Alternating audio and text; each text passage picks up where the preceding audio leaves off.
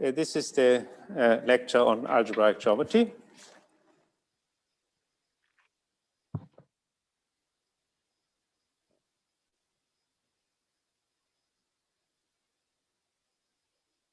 So that's the field I'm actually working in. So in algebraic geometry, we study things which are called, we study solutions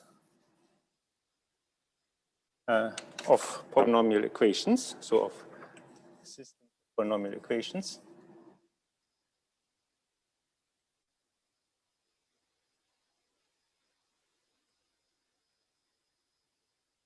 In many variables, several variables.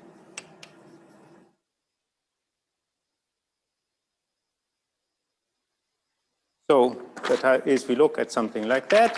We have a f1 of x1 to xn is equal to 0, or is equal to whatever, and so on, until, say, fr of x1 to xn equal to 0.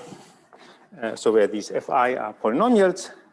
And this, we look at the solutions of this in, say, for the moment, in k to the n, where k is a field.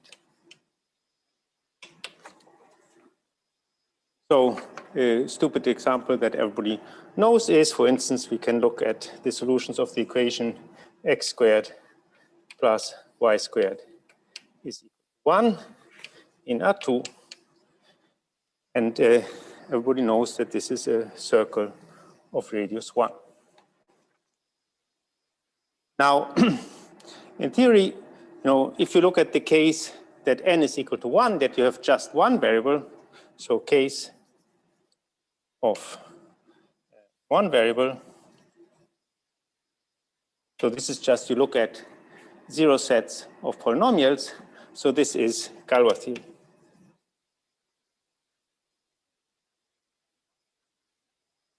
On the other hand, in a moment, we'll see that we work only over algebraically closed fields in this course, so that therefore the Galois theory doesn't really play a role for us. But one can consider, so if k is equal to q, we would be looking at arithmetic algebraic geometry.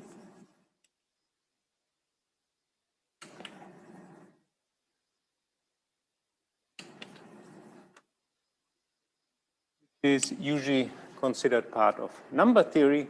And one question that people have looked at is, for instance, we look at the solutions of x to the n plus y to the n is equal to e to the n, where we want that the solutions are triples of rational numbers, none of which are 0.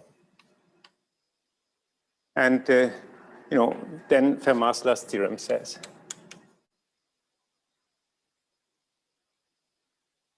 that if n is bigger than 2, there are no solutions. And this was a very difficult theorem. So you can see even very simple equations become very difficult if one considers them over something like the rational numbers. But we will now, so it's much easier if k is algebraically closed. And in this course, this will be the case. So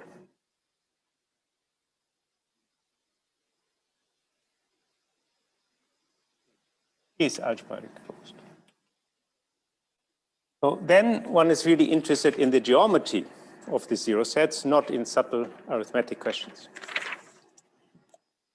So now let me very briefly say a couple of things about polynomials that I expect you know, but so at least we establish the same language. So we have a review of polynomials in several variables.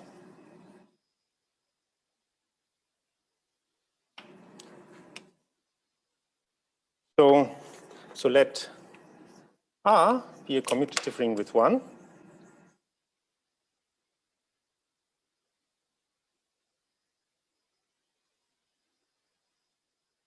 then we know from the algebra course the ring Rx, the ring of polynomials,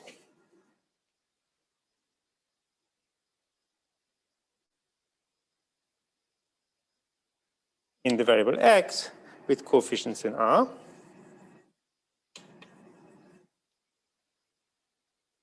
So the polynomial ring in several variables we can define inductively. So we define inductively the polynomial ring in n variables as we take as coefficient ring the polynomial rings in n-1 variables, and the variable is a further. So it's just the polynomial ring in n variables is just the polynomials in the last variable whose coefficients are polynomials in the first n-1. And so practically that means, so an element f in k x1 to xn will therefore, so maybe R, therefore is a finite sum. Work out what it means. Sum for some indices I1 to En bigger or equal to 0 over some coefficients A I1 to In xi x1 to the I1 times xn to the I1 In, which you work on, which you operate on in the usual way for polynomials, multiplying the coefficients and adding the powers. So where the coefficients are elements in R. So things are called monomials, and this thing is called the coefficient of the corresponding monomial. And so the degree of this thing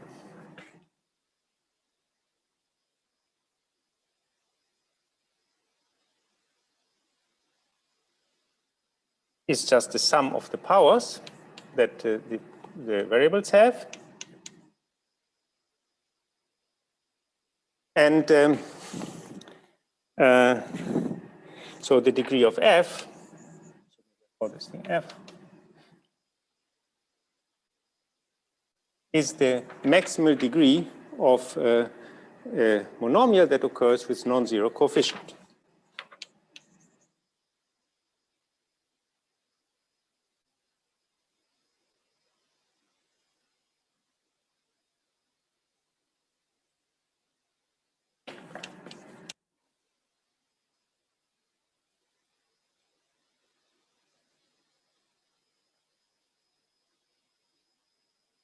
Later we will be interested in homogeneous polynomial. Homogeneous polynomial is one where all the monomials with non-zero coefficients have the same degree.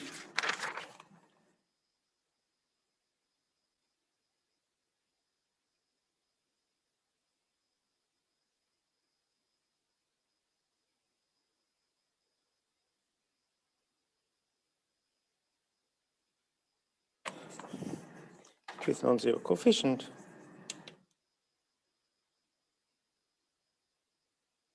Have the same degree.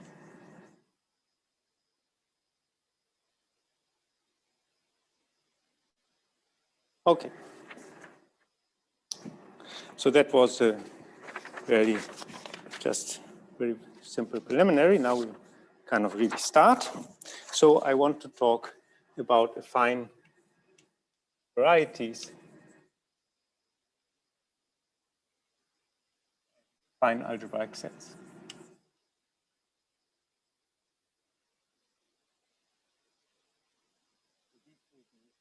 Subject of this course.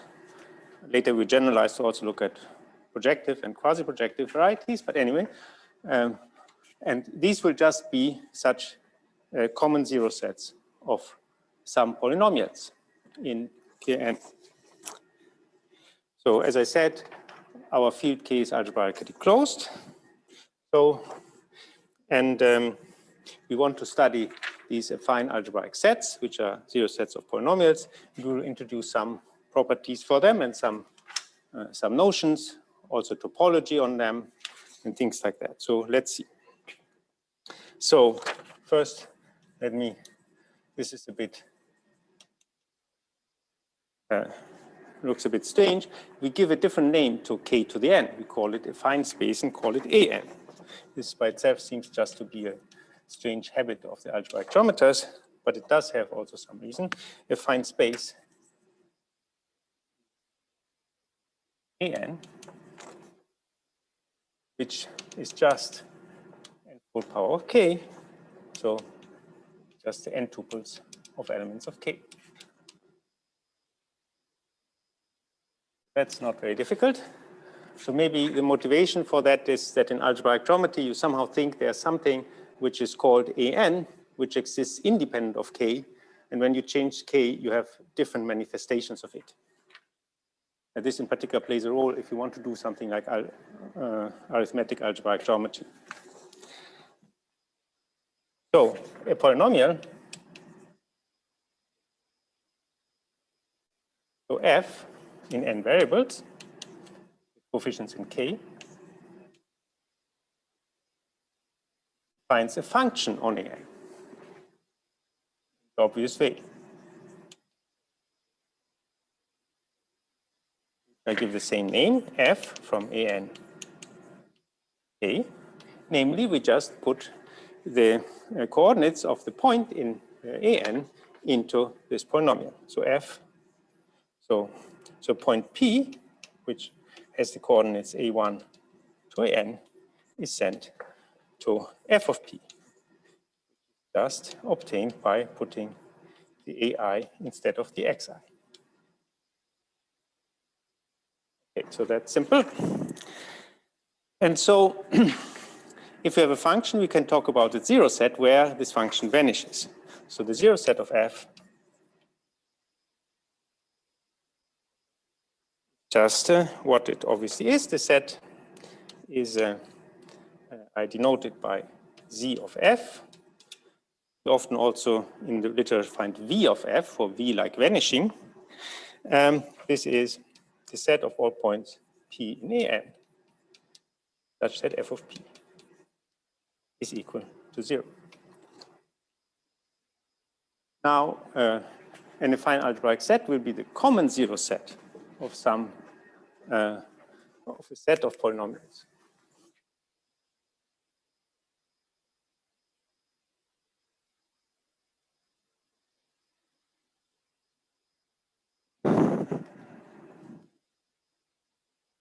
So for S, the subset of the polynomials in n variables, you can look at the zero set of S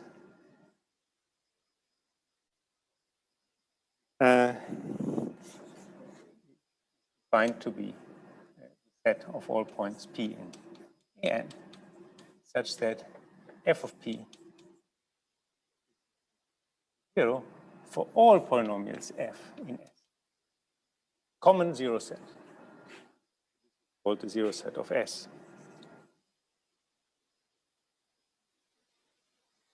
And this is just what we are what we want to study, such zero sets. So such a thing, the zero set of a set of polynomials, is called an affine algebraic set. So such a set.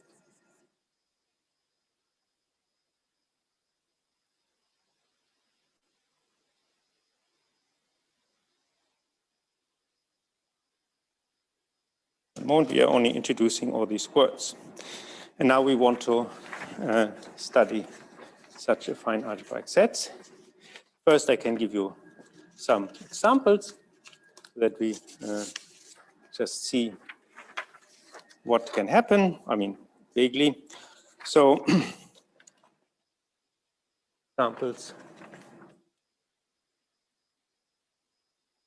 For instance, the empty set is an affine algebraic set. We can take it either as a zero set of the constant polynomial 1 or as the zero set, the common zero set of all polynomials, fine algebraic set.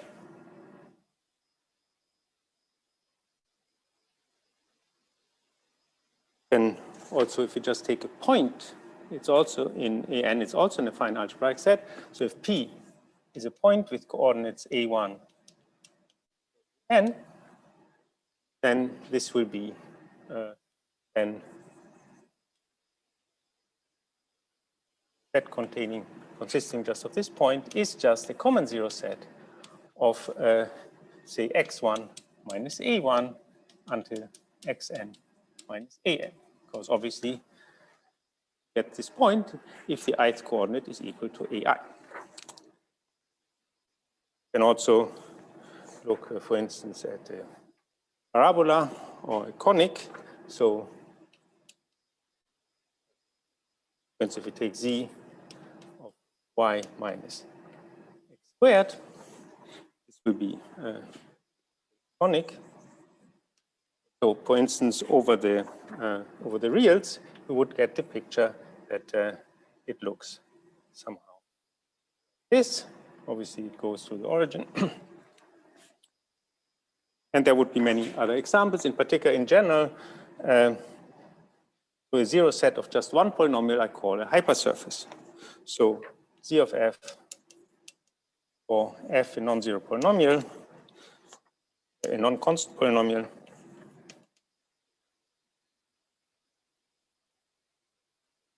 is called a hypersurface.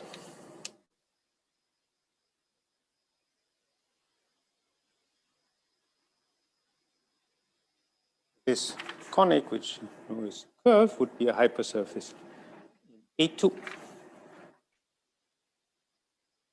So obviously, if I have, normally I call the variables x1 to xn, but if I am in A2, I maybe call them x and y, because that's easier.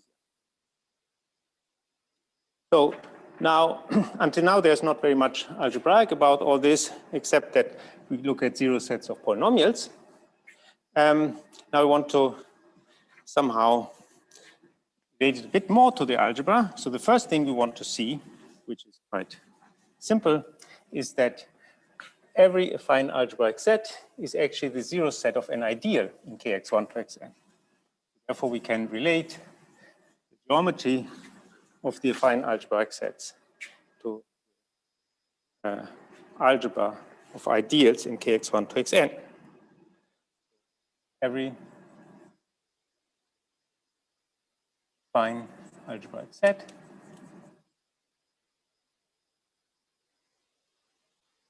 zero set x in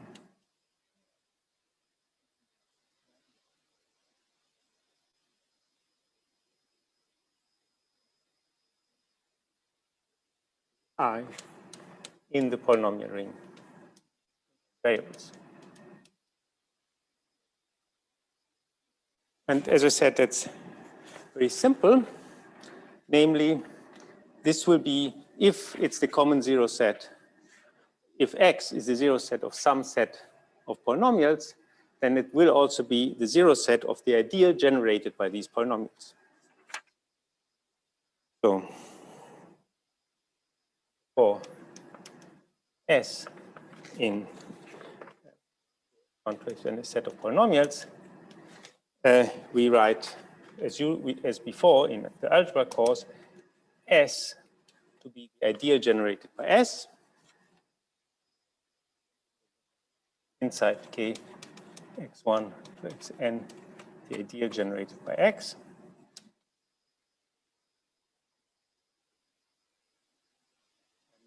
I recall to you that this is equal to the set of all sums, finite sums, I equals 1 to say L, AI, Fi, where L is some non-negative number, the AI are some polynomials,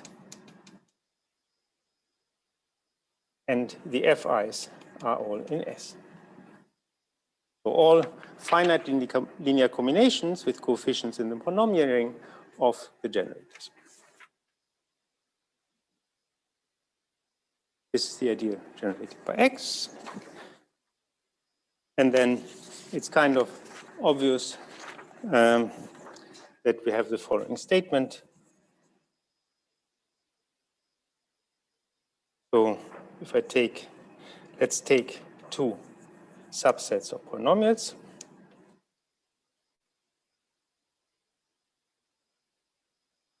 Then the first statement is that if I make the set of polynomials bigger, the zero set becomes smaller. This is totally obvious from the definition. So if S is contained in T, then the zero set of S contains the zero set of T.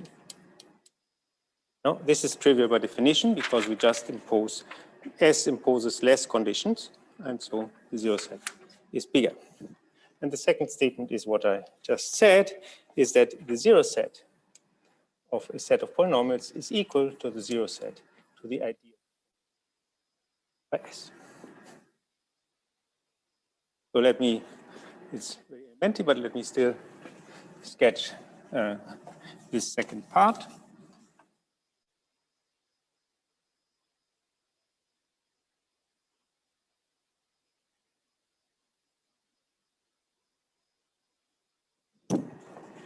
So I just need to prove the second part. So obviously we have that S is contained in the ideal generated by S. I can just take every element of S with coefficient 1.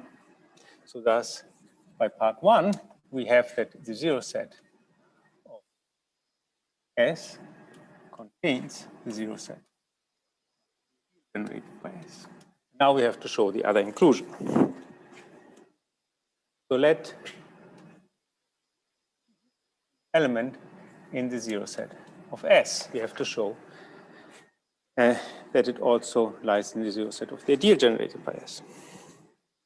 So let we take any element.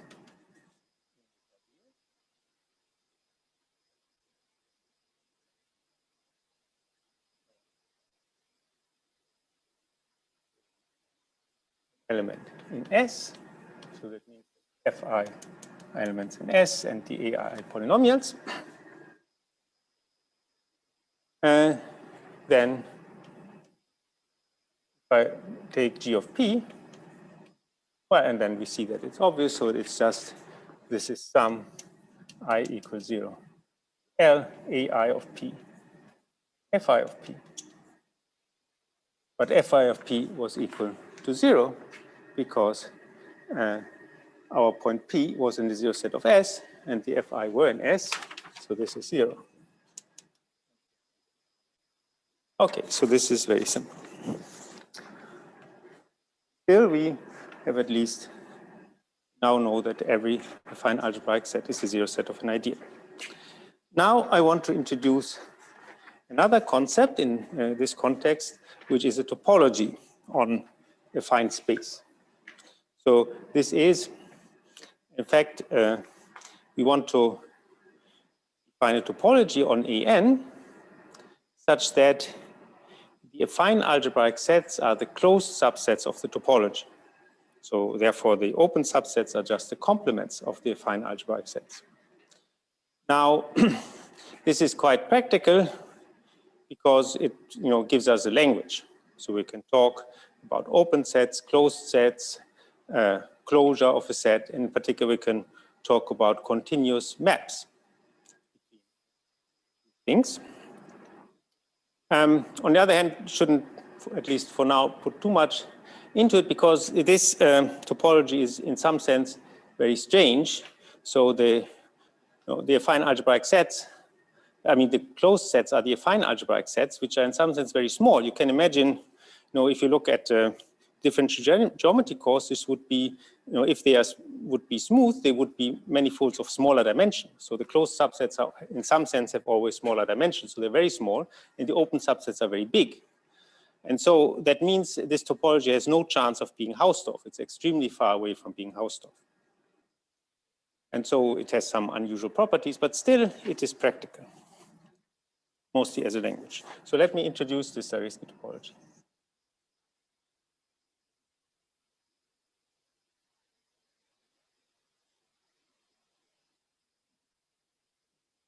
as I said, this is a topology on AN whose closed subsets are the affine algebraic sets.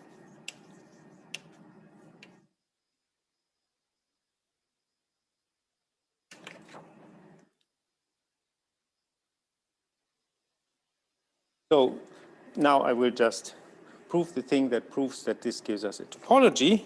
Namely, we have the following proposition.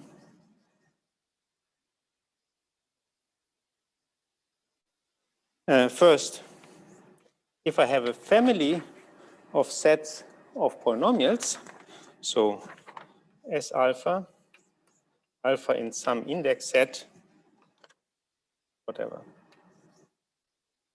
that's right, alpha, family of sets of subsets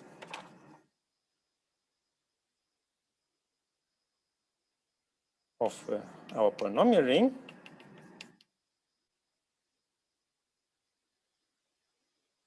then we have that if I take the intersection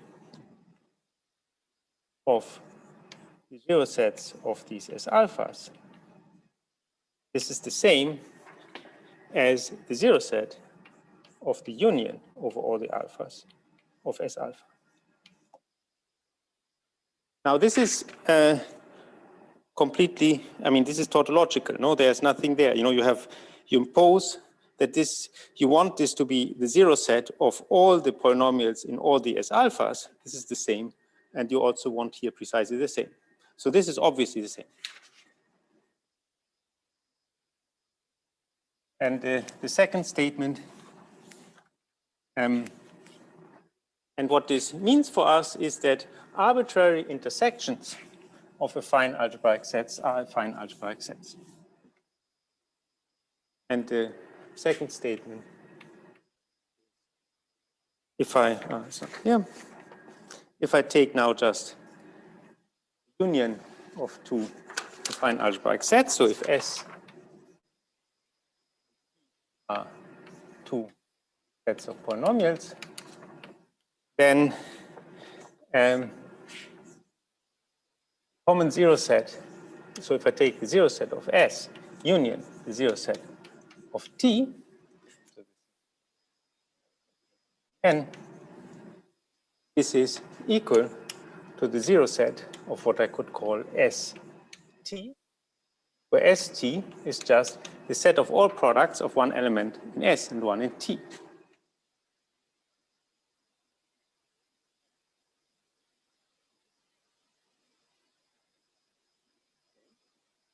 And so what this says that in particular, so follows that arbitrary unions, so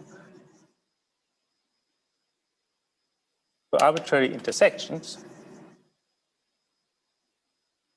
and finite unions.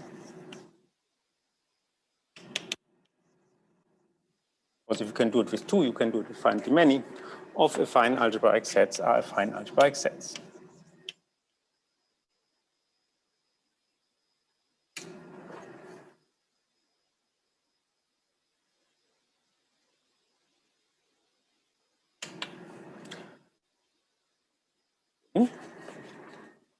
So, in order to understand this, we only need to prove number two because number one is clear. So we want that these two sets are equal, so I have to show both inclusions. So if P is in this union, and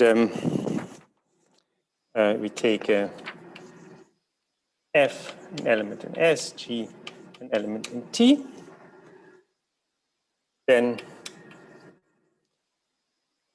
F of P is equal to 0, or G of P is equal to 0, because if it's in S, then F must vanish. If it's in the zero set of F, then F must vanish, and it's in the other way around if it's in the zero set of T. And so it follows that f times g of p, which is just f of p times g of p, must be 0. And so it follows that our point P is in the 0 set of ST, because it's an arbitrary product of one element of F and one in G, such that it's in the 0 set of that. Now the other conclusion is about as easy. So we take a point P which does lie in this 0 set of ST, and we assume that it does not lie in the 0 set of S. So then it will have to lie in the 0 set of T if this statement is supposed to be right. So assume not an element in the 0 set of S. So to show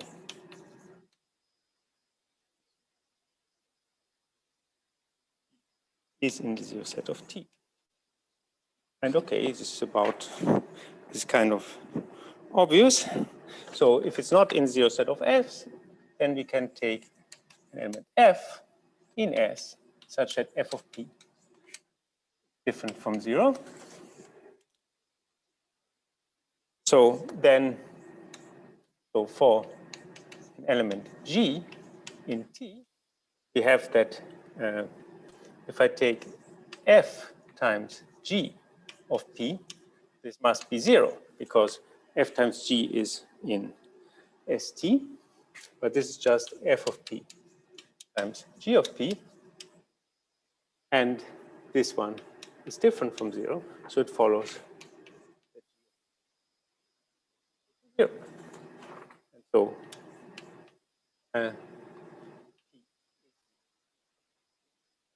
okay, so this is really a trivial, very simple, but okay, in the beginning I go slowly, but then we will a bit accelerate. So now, if you look at this, already, no, I didn't. This says, I mean, this will say that indeed the affine algebraic sets are closed sets of a topology on AN. Just remind you. So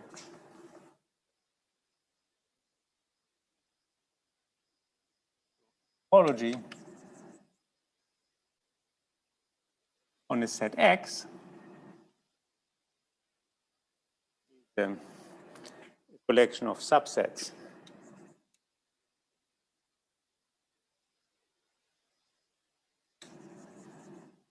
are called open subsets,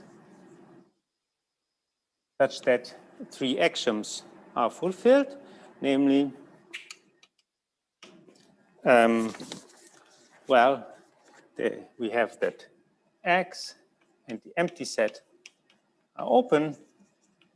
The finite intersections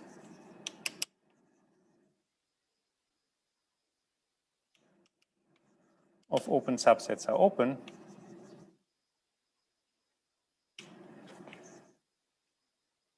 And the third is that arbitrary unions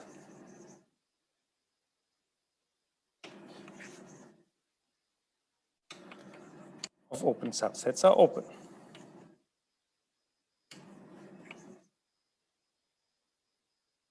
So if we have such a topology, we call X a topological space with this, with this given topology. And we call, for instance, we also have the notion of a closed subset. So a subset A in X is called closed by definition if and only if the complement X without A is open. So therefore, it's obviously equivalent to talk about closed subsets and open subsets. So we have, and we can also define a topology just in terms of its closed subsets. And we get a corresponding list of axioms, which come from the axioms we have here. So equivalent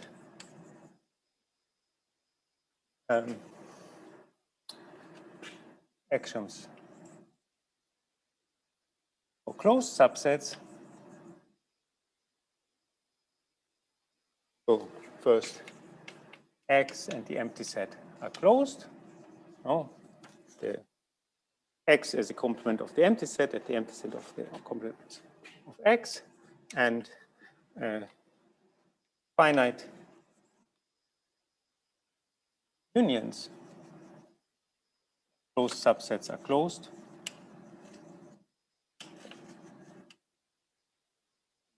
Complement of the finite intersection of the open complements, and then third, arbitrary unions.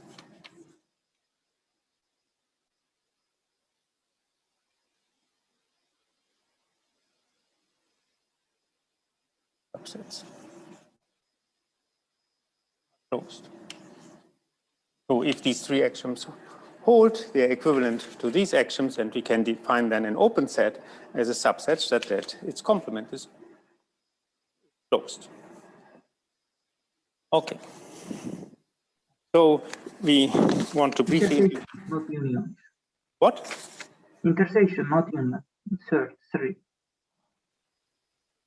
You want to say something, or you spoke by mistake? Okay, yes, intersection, not union. Okay, it's not.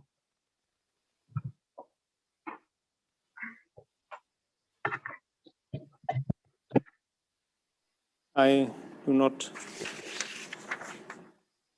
understand. So let me. So I just introduce a couple more words. You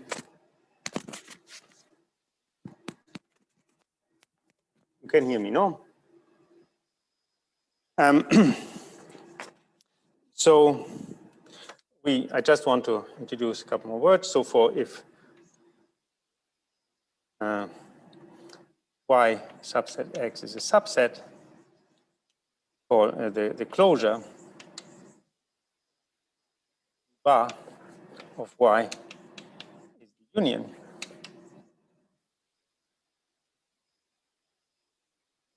of all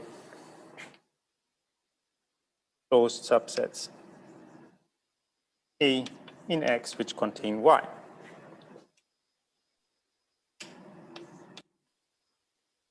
This is the smallest closed subset which contains X. And in particular, if the closure of Y is the whole of X, we say Y is dense in X. We also have the main point for introducing a topology is so that you can talk about continuous maps.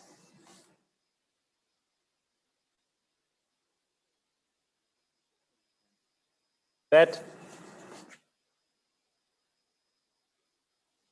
this is also already finished. There's one thing I forgot. So obviously we have the induced topology or the subspace topology.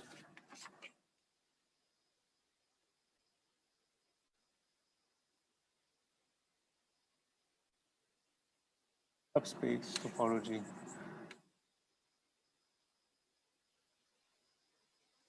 of a subset Y in X is just one is defined by saying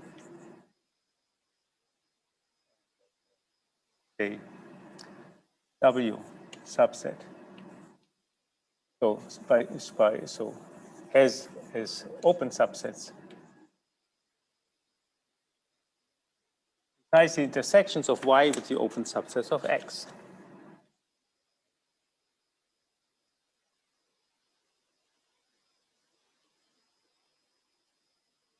Or equivalently, as our topology we usually view in terms of closed subsets.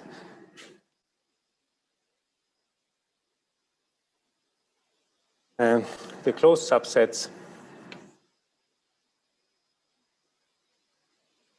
are Y intersected A with A subset X closed. Then, as I said, I want to talk about continuous map. So a map f from x to y of topological spaces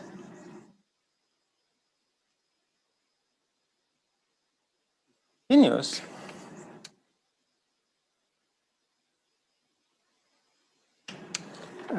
by definition if the inverse image of every open subset is open.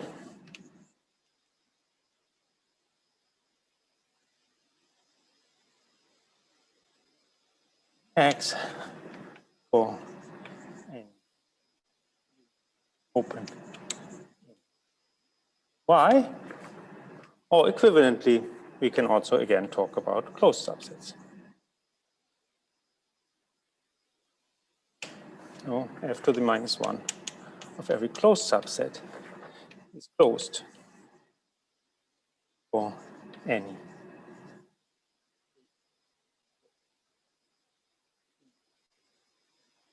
Okay, so this is just this review of the first few minutes of the topology course. Now,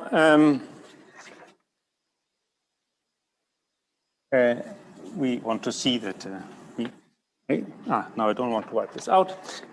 So obviously, can define is a risky topology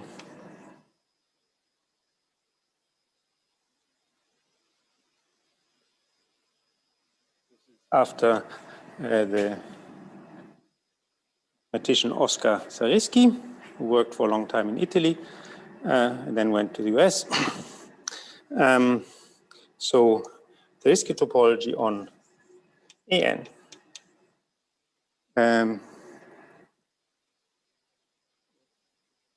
topology closed subsets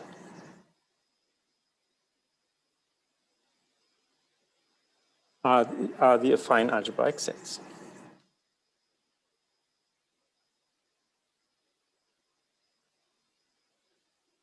We know that this is topology because we had seen that the empty set and the whole of AN are affine algebraic sets. And we also had seen, and it was written here until a minute ago, that, it's written here that arbitrary intersections and finite unions of affine algebraic sets are affine algebraic sets. So this defines indeed a topology. And then any subset X in AN is given the induced topology.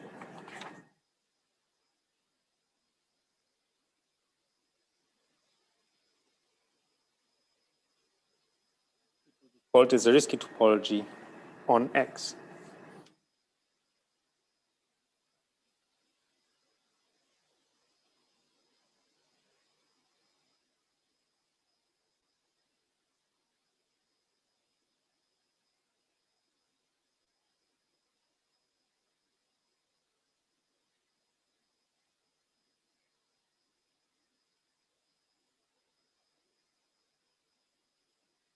Okay. We can give some example. Just one thing, we know that finite sets in general, finite subsets are closed with respect to the risky topology because we know that points are closed and finite unions of closed subsets are closed. And if we look at A1, then in some sense these are all subsets. So a subset of A1 is closed if and only if it's either finite or empty, which is maybe also finite, or the whole of A1. So the closed subset of A1 are empty set finite subsets. This also illustrates that this topology is very far from being Hausdorff.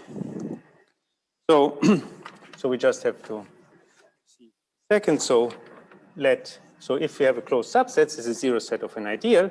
So let say I X in ideal. So if I is just the zero ideal, then obviously it follows that the zero set of I is A1. They claim whenever it isn't a zero ideal, it will be finite. So otherwise, we take any element of I which is not zero.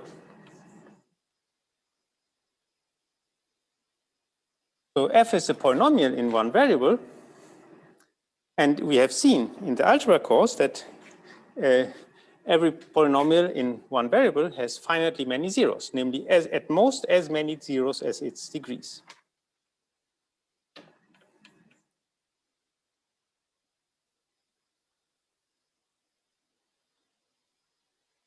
And clearly, zero set of f is contained in the zero set of phi. So if we have an affine algebraic sets, the zero set of some ideal, and either the zero set is A1 or it is finite. Okay. Can also give you a small exercise to see whether and this. If I take a polynomial variables, we've seen this. I can view this as a map to A1, which is the same as K. So endow also A1, which is equal to K. The Zariski topology.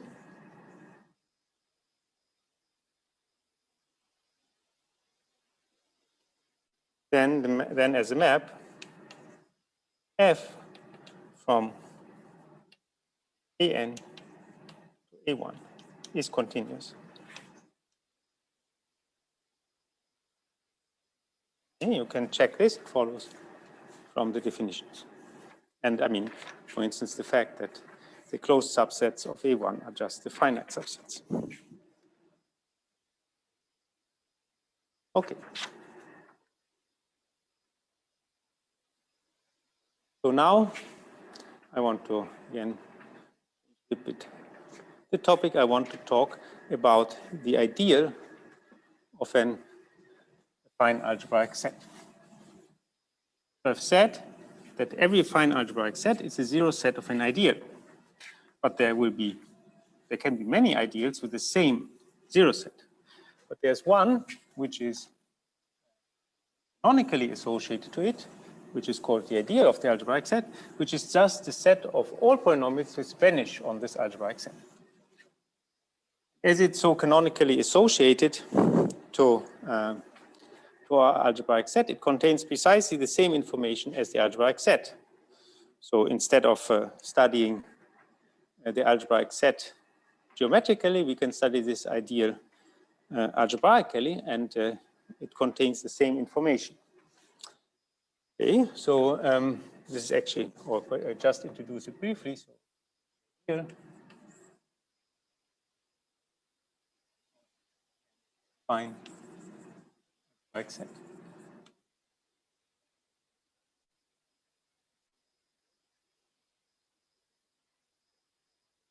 So as I said, this is just the ideal of which consists of all functions which vanish on this set. Definition. Let X in AN. Actually can do it more generally. Just take any subset. Then the ideal of X is just denoted I of X. This is just the set of all functions F in all the polynomials such that f vanishes on x. So f of p is equal to 0 for all p and x. So I can also just write that f restricted to x is equal to 0.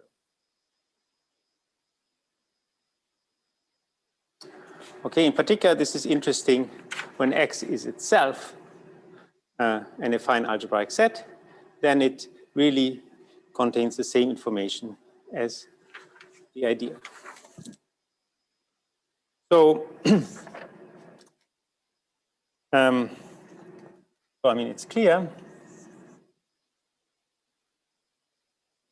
that if x is contained in y, then it follows that the ideal of x contains the ideal of y, because the condition to vanish on the whole of x is weaker than to vanish on the whole of y. Y is smaller. And conversely, we have already seen if we have two ideals, I and I is contained in J, then the zero set of I contains the zero set of J. So we have somehow the ideals and the zero sets, but reversing the order. And now a simple thing you can check is that if X is an affine algebraic set,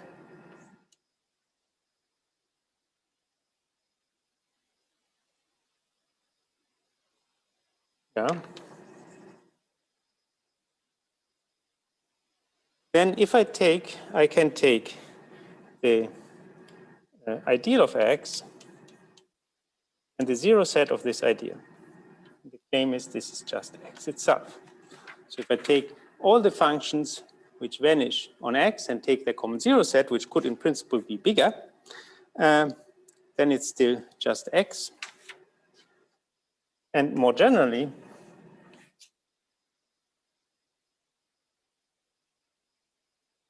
if X is just any subset of AN,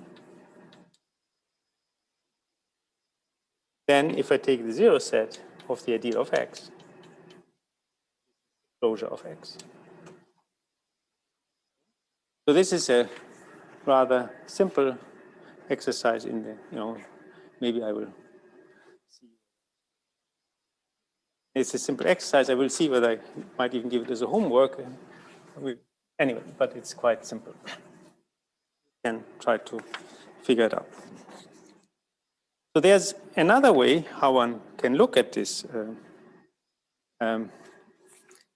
story. So if one has this ideal of an affine algebraic set, knowing this ideal is equivalent to knowing the quotient of kx1 to xn by this ideal.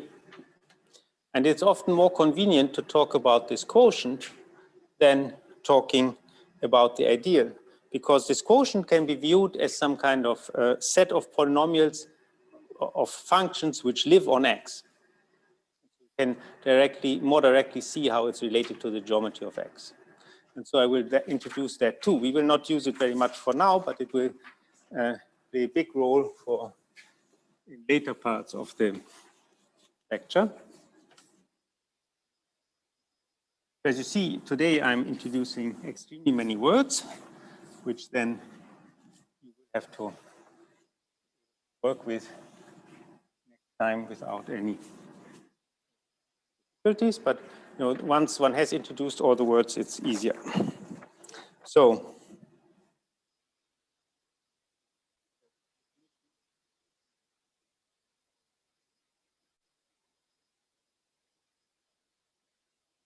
let X in AN set.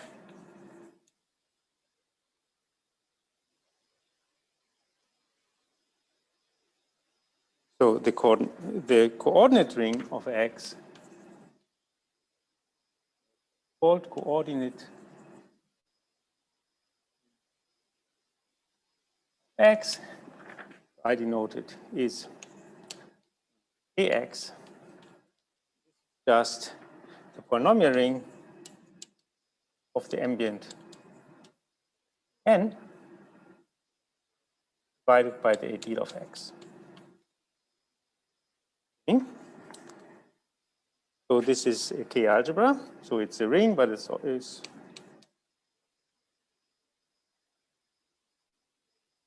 that means it's a ring which contains K as a subring as the constant functions.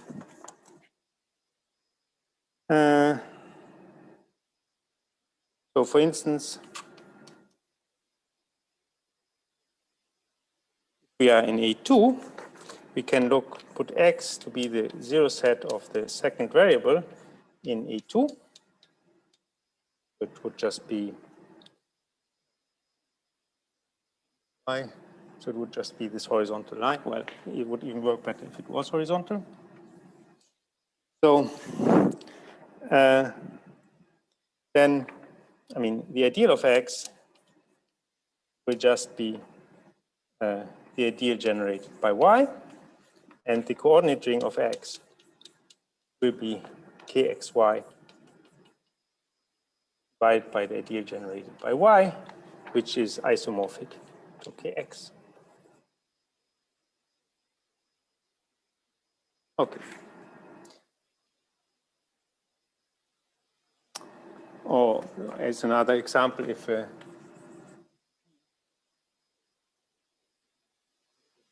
1 to an point, then the ideal of x of p generated by x1 minus a1 until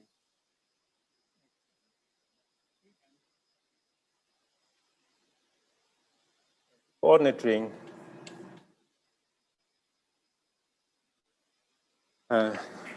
will be quotient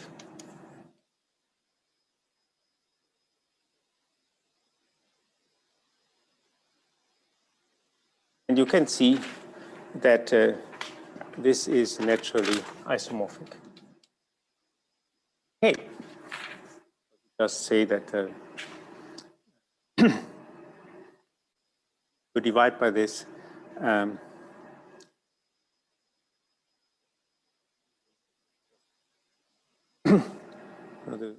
function will just remain with k. Okay, so now I wanted to say why this I can view this as functions on x. These are the elements in AX can be viewed as polynomial functions on x. So as all the restrictions of polynomials in kx1 to xn to x. This is actually forward.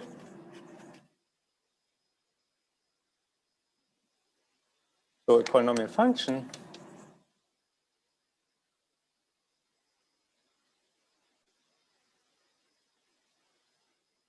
x function. So obviously x n is say in the final algebraic set is a function of the form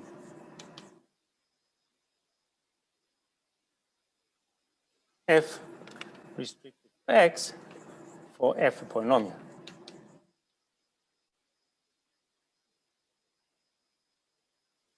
Now we see that this is the polynomial functions are as a ring or as a K algebra the same or canonically isomorphic to the coordinate ring, namely the map which sends the class of a function in AX, the f is a polynomial, so f restricted to x function. So this is a map from AX to the polynomial function on x.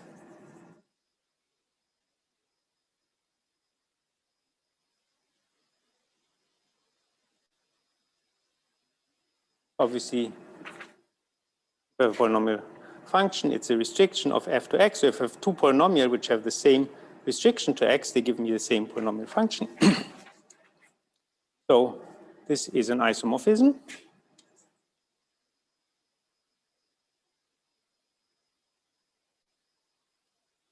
So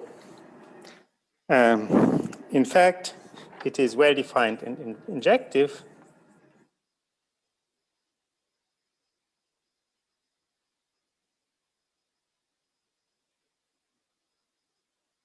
Because a polynomial f will lie in the ideal of x if and only if if and only if f restricted to x is 0. Because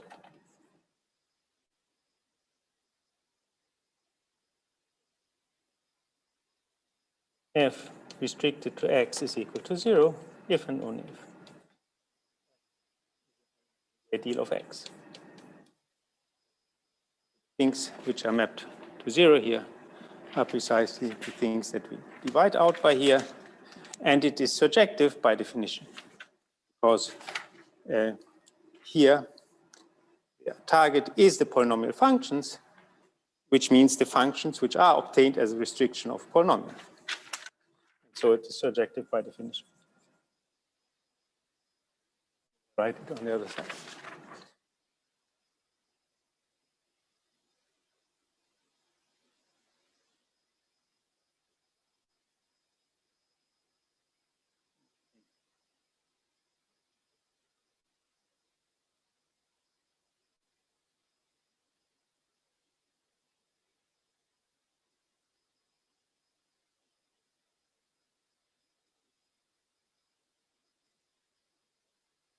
Okay, so that's that. So until now I have only given you many words and did some very simple things with them, but it might still be overwhelming because it's so many different definitions, but still there's nothing non-trivial which has happened. Now we want to come to our first theorem, which is one of the two kind of standard basic theorems by Hilbert, at the kind of foundations of algebraic geometry. And so this one will be the Hilbert basis theorem. So we'll see it has some consequences for the geometry of fine algebraic sets, but in the moment we motivated by something much simpler, namely we want to see that every affine algebraic set is the zero set of a finite number of polynomials. We know it's the zero set of a set of polynomials, but we want to know that finitely many are enough. And then, however, there will be some interesting geometric consequences. So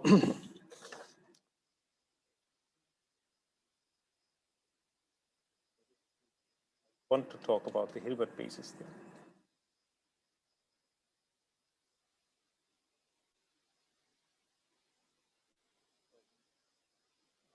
Now for a moment to see.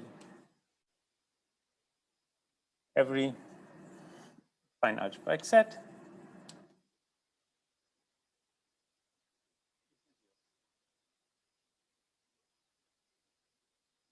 finitely many polynomials.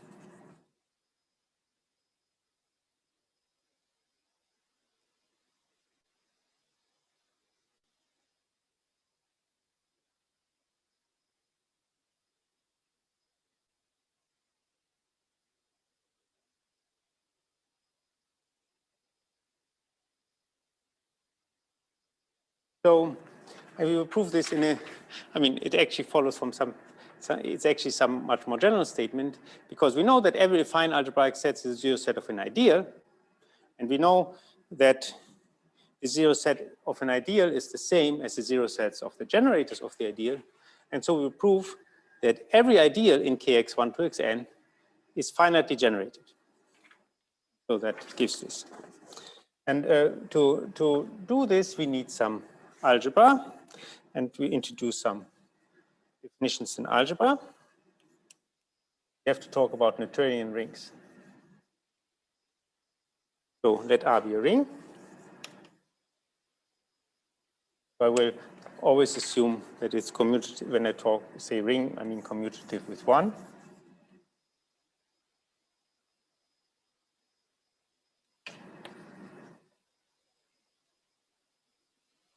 The following are equivalent.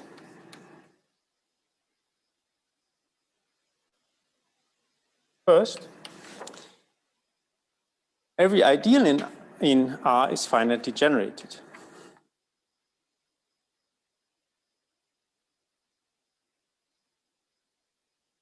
Ideal I subset R is finitely generated.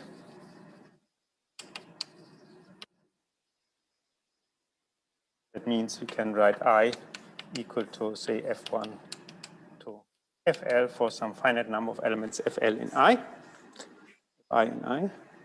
And the second statement is whenever I have a chain of ideals, one ideal inside a bigger one, and so on, I cannot have an infinite chain like that. After a certain point, the ideals must become equal. So, so R satisfies what is called the ascending chain condition. Noetherian ring, I see. Yeah, that will be Noetherian, yes. I'm defining the word Noetherian. Yeah. Ascending chain condition.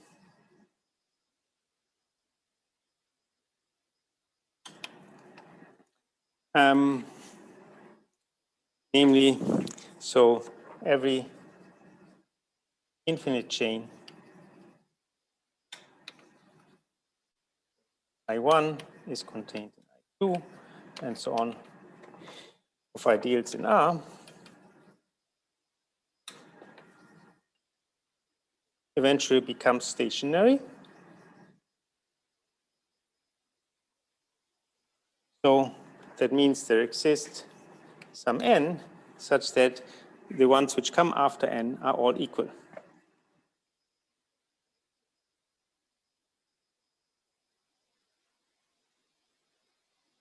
Okay.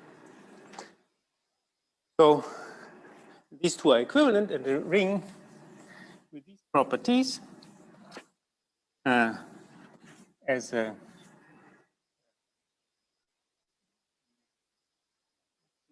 that is called Noetherian.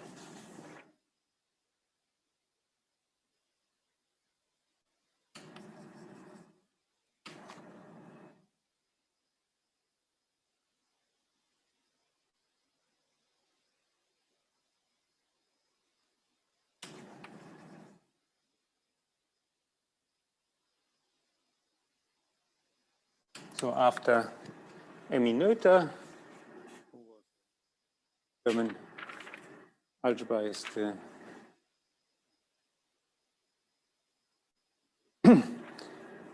first half of the 20th century.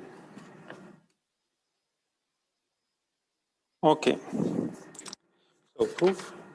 So I have to prove that these are equivalent. So 1 goes to 2.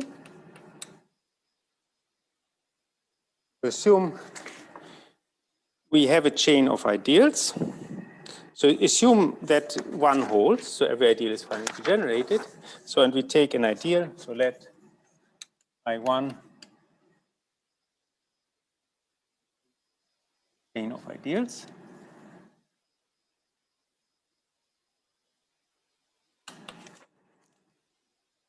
Then we just put I to be the union of all of them.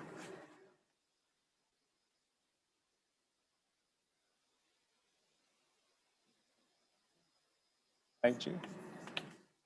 Now, by definition, this will be an ideal, because to be an ideal just means that the sum of any two elements lies there, and it will lie there. And if I multiply any element here with an element of R, it will lie there.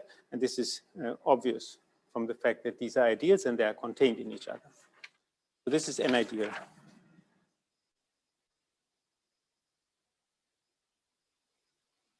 So by 1, it's finitely generated. You can write I equal to F1 FL, where the Fi are elements in I. But now, I is just the union of all of these, so that means each Fi must lie in some ij. So these are only finitely many, so there must be some in, say, such that all of them lie in in. So there exists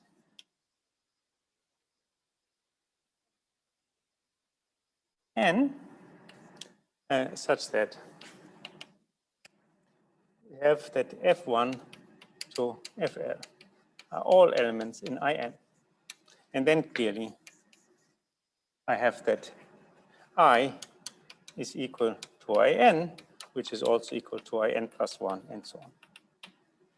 Okay, so this is one direction. And conversely,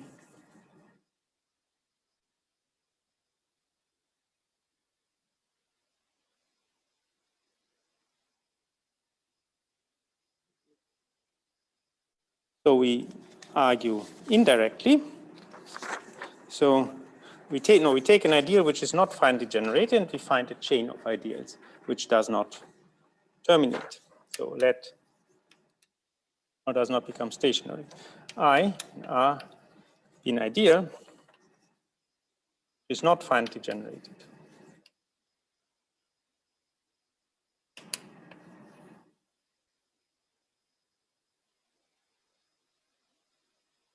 So we first take an element F0 in I. And we know as the ideal is not finitely generated, there will be some other, we need another element. There will be some other element which does not lie in the ideal generated pair for F0. So for all, you can inductively for all n bigger equal to 0, we can choose say Fn plus 1 in the ideal minus the ideal generated by F0 Fn. And so in particular, if I look at this, I get a new ideal, the ideal generated from F0 to Fn, which strictly is strictly bigger than before. So we have found an infinite chain which does not terminate.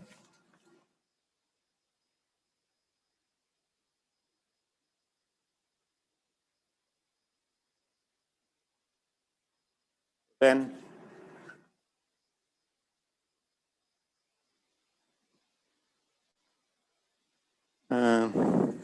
say F0 contains 1, always strictly contained.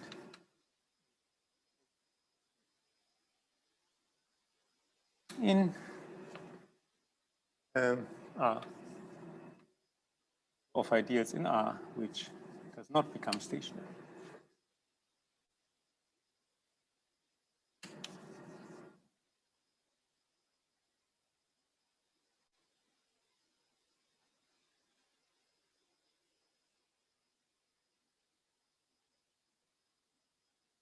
Okay, and now we come to the Hilbert basis theorem, which says that this wonderful property of being Noetherian, our polynomial ring kx1 to xn has. So it's slightly more general because it's simpler that way. So Hilbert basis theorem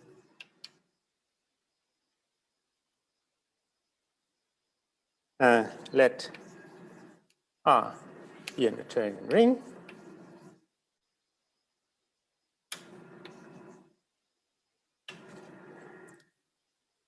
Then this is then if I take the polynomial ring in several variables Rx1 to xn. Okay.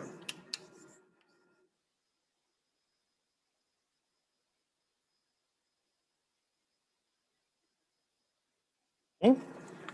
So obviously, as a corollary,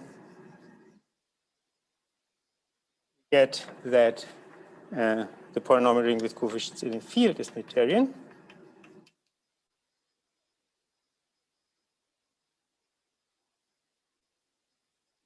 Because a field K is certainly Noetherian, because we know from the algebra class that a field contains only two ideals, the zero ideal and the whole of K. And so certainly you can't have and both of them are also finely generated, or you can't have a chain which doesn't terminate. And also every fine algebraic set is the zero set. X in N is the zero set. Finitely many polynomials.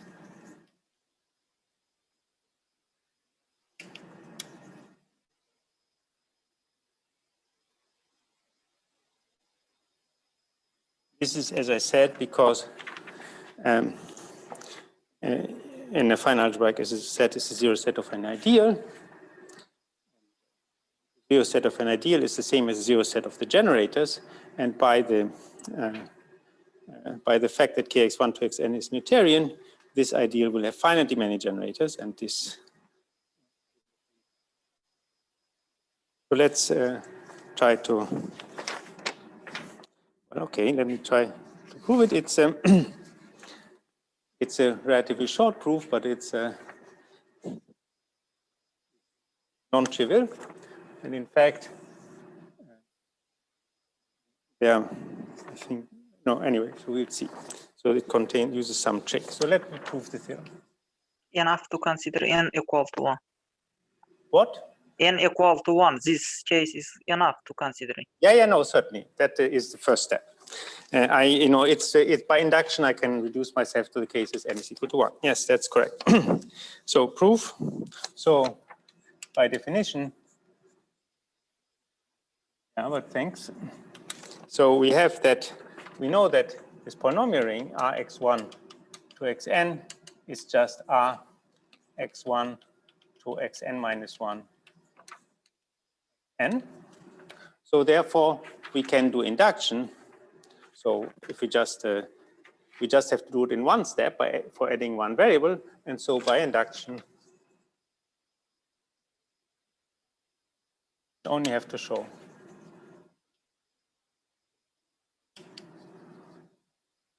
if R is Noetherian, then R of X is. Okay, so as Muxin said. Okay, now we have to do that. Okay, this is not really so. So we want to make an indirect argument. So we assume we have an ideal I in Rx, which is not finitely generated. And then we will want to find a chain of ideals in R, which does not become stationary. So that means we show that if Rx is not Noetherian, then R is also not Noetherian. So that, so assume Rx is not Noetherian.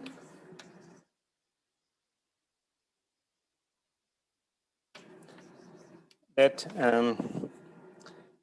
I in Rx in ideal not finitely generated.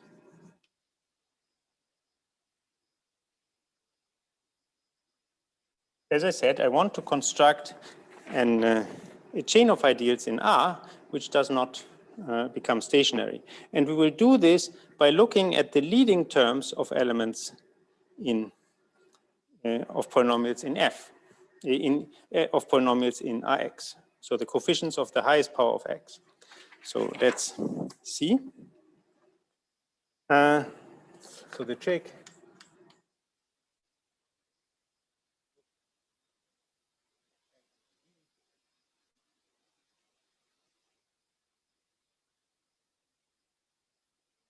of polynomials. in I. So let's look at it. So let say F1 in element in I, which is not 0, of minimal degree.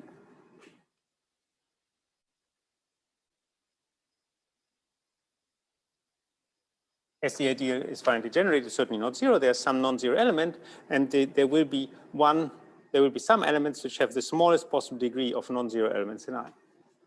Okay, so inductively, let say f n, do you want to say that? Yeah, fn be an element in I which does not lie in the ideal generated by f1 to fn minus 1. So as I is not finally generated, it can certainly not be equal to this ideal of its elements. And again, I take an element here of minimal degree.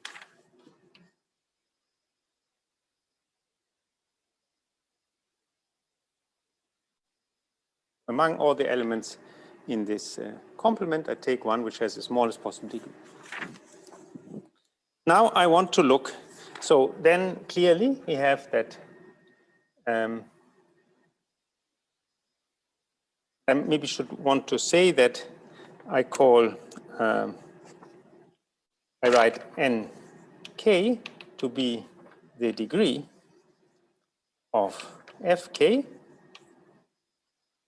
for all k, and ak to be the coefficient of x to the nk in fk. So the leading coefficient.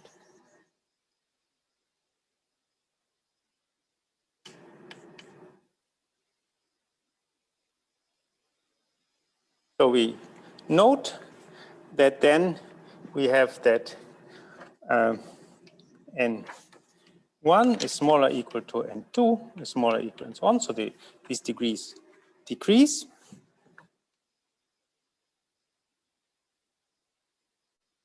And we can also look at the ideal. Certainly the ideal generated by A1 is contained in the ideal generated by A1, A2, and so on.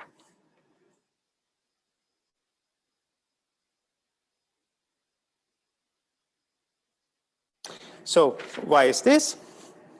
Now, this F1 was an element of minimal degree here. Then the next one will be an element of minimal degree in a smaller set. So the minimal degree can only be possibly larger, and so on, because we take the minimal degree about among smaller and smaller subsets.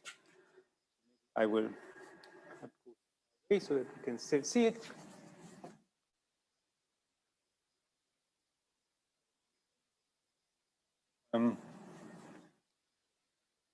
Okay, and now I want to see. Now, my aim is to show that this chain of ideals does not terminate. I mean, does not become stationary.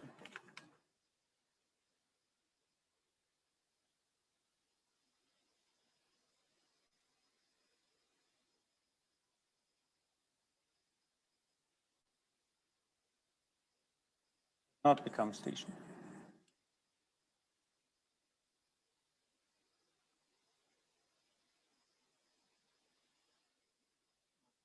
So assume it does. It does become stationary. So that means at some point, at least in one step, it will not become bigger. So that means that, so then we have that A1, want to numberate it, okay, A1 to L, to A1 to AL and AL plus 1. So adding this one thing will not make it bigger. So that means that AL plus 1 is a linear combination with coefficients in R of A1 to AL. So then you can write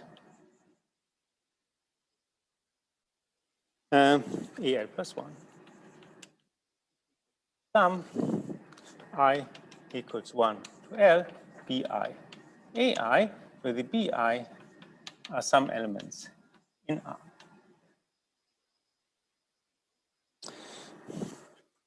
Okay, now let me write down this. If I write fk fl plus 1 minus sum I equals 1 to L bi times x to the n power nl plus 1 minus ni times fi. First, I have to see that such a thing even makes sense. So this is supposed to be a polynomial with some element in Rx. So for this, this power should not be negative. So that actually makes sense in Rx. But by our condition here, we have that these grow. So n1 is smaller or equal and so on. They are all smaller than each other. So this power is a non-negative power. And so this makes sense as a polynomial. So let me call this thing G. So I claim that this is an element. So the claim is G is an element in, what is it? In I without F1 to FL. So it's not a combination of these. Assume not. So because otherwise, we can bring this stuff on the other side. So we would have that FL plus 1 is equal to G plus the sum I equals 1 to L bi x to the NL plus 1 minus Ni Fi. Now this is a multiple of the Fi. Now if G was also an element, in the ideal generated by F1 to FL, then this whole expression would be in this ideal. So otherwise, we would have, FL plus 1 would be an element in F1 to L. And obviously, we had in our assumption, we always choose the element to not lie in what we had before. So this would be a contradiction. So therefore, G lies here in I without this. But now, let's look at what is the degree of G.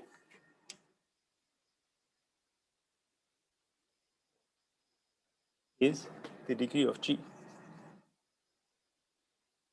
So each summand here, so this has the degree NL plus 1.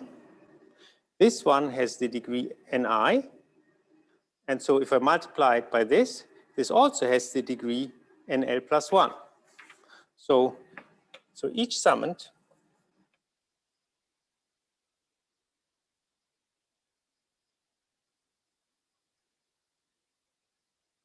so if I call this here, on the right-hand side, star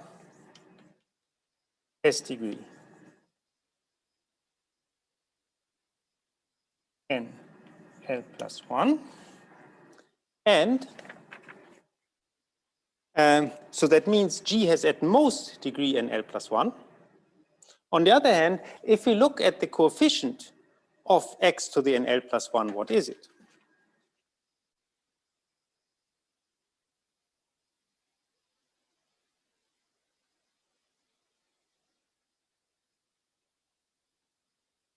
And the coefficient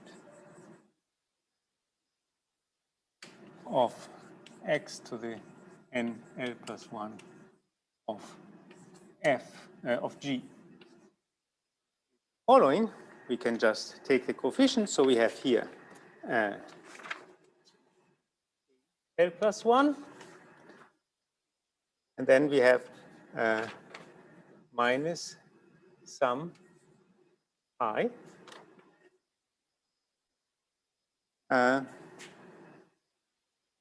1 to L bi AI.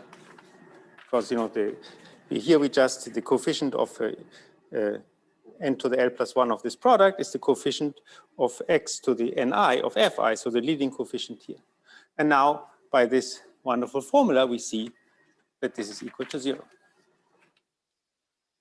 So so all the terms have degree at most x to the n plus 1, but the coefficient of x to the n plus 1 is 0. So thus, at the degree of G, strictly smaller than n plus 1. But this is a contradiction, because we have assumed that we have chosen each time the element so that it has the minimal possible degree. This shows that our assumption that this does not become, so that shows that this assumption here, that this A1 to AL, that this becomes stationary, so that A1 to AL is equal to A1 to AL plus 1, that these two ideals are equal, is not true. And so thus R is not Noetherian.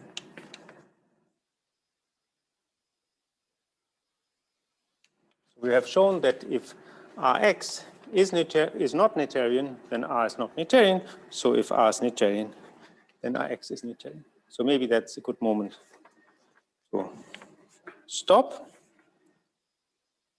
So are there questions now or comments?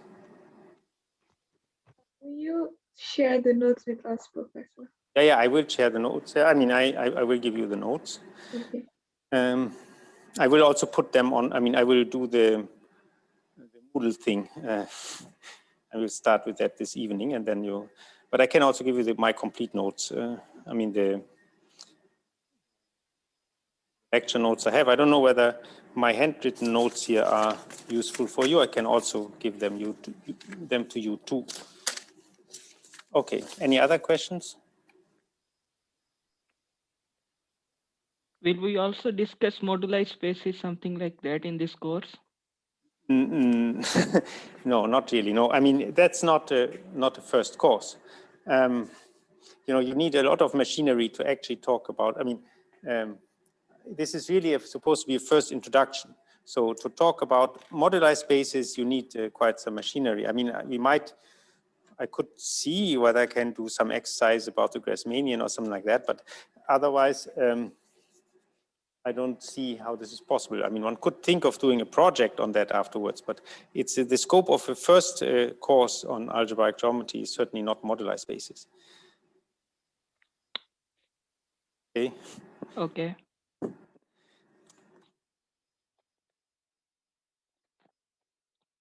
Okay. So then, thank you very much again. We see each other on Wednesday. Thank you, Professor.